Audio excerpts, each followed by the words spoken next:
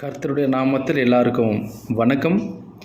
1 கொரிந்தியர் 3வது அதிகாரம் 11வது வசனம்.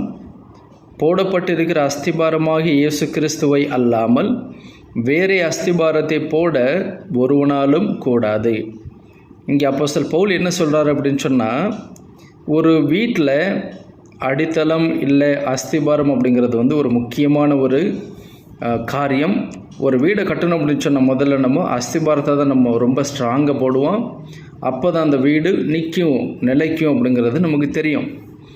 அதே போல் நம்மளோட வாழ்க்கையிலையும் இயேசு கிறிஸ்து ஒரு அடித்தளமாக இருக்கிறாரு, இல்லைன்னா அஸ்திபாரமாக நம்மளோட வாழ்க்கையில் இருக்கிறாரு. இது எப்போ நம்மளோட வாழ்க்கையில் நடந்தது அப்படின்னு சொன்னால், நம்ம எப்போ இயேசு கிறிஸ்து என்னோட மீட்பர் அப்படின்னு நம்ம நம்புகிறோமோ அப்போ இந்த காரியமானது நடந்து முடிஞ்சிருக்கிற ஒரு காரியம். உங்களோட வாழ்க்கையில் இயேசு கிறிஸ்துவே அடித்தளமாக உங்களோட வாழ்க்கையில் இருக்கிறாரு. அந்த அடித்தளம் அவர் இருக்கிறதுனால அவர் மேலே தான் நீங்கள் நிற்கிறீங்க, அவர் மேலே தான் நீங்கள் நடக்கிறீங்க, அவர் மேலே தான் நீங்கள் படுத்து உறங்குறீங்க, அவர் மேலே தான் நீங்கள் வேலை செய்கிறீங்க, அவர் மேலே தான் நீங்கள் கர்த்தருக்காக சேவையும் நீங்கள் செய்கிறீங்க. அப்படிங்கிறத நம்ம முதல்ல முக்கியமாக நம்ம புரிஞ்சிருக்கணும். இயேசு கிறிஸ்து நம்மளோட வாழ்க்கையில் அஸ்திபாரமாக நிற்கிறாருங்க.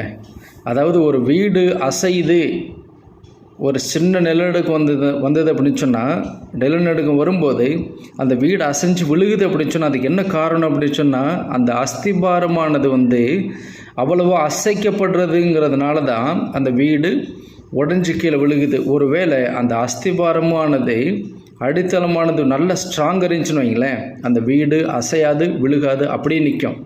அதாவது இந்த பக்கம் அந்த பக்கம் சாஞ்சாலும் அந்த வீடு விழுகாது. ஏன் அப்படி சொன்னால், அடித்தளம் அவ்வளோ ஸ்ட்ராங்காக போட்டிருக்கிறாங்க அப்படிங்கிறதுனால.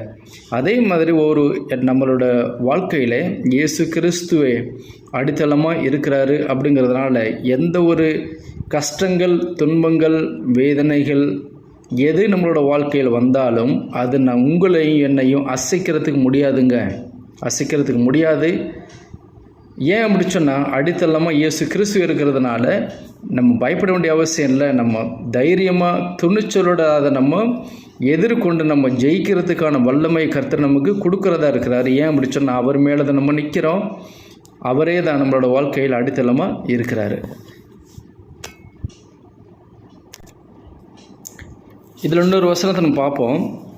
மத்தேயு 7வது அதிகாரம் 24-25வது வசனம். 24வது வசனம் எப்படி இருக்குதுன்னு, ஆகையால் நான் சொல்லிய இந்த வார்த்தைகளை கேட்டு இவைகளின்படி செய்கிறவன் எவனோ அவனை கன்மலையின் மேல் தன் வீட்டை கட்டின புத்தியுள்ள மனுஷனுக்கு ஒப்பிடுவேன். பெருமழை சொரிந்து பெருவெள்ளம் வந்து காற்று அடித்து அந்த வீட்டின் மேல் மோதியும் அது விழவில்லை, ஏனென்றால் அது கன்மலையின் மேல் அஸ்திபாரம் போடப்பட்டிருந்தது. பாருங்களேன், இப்படிப்பட்ட அஸ்திபாரத்தை தான் கர்த்தர் உங்களோட வாழ்க்கையில் போட்டிருக்கிறாருங்க. அப்படிங்கிறதுனால எந்த ஒரு துன்பங்கள், கஷ்டங்கள் வந்தாலும் நீங்கள் பயப்படாதீங்க.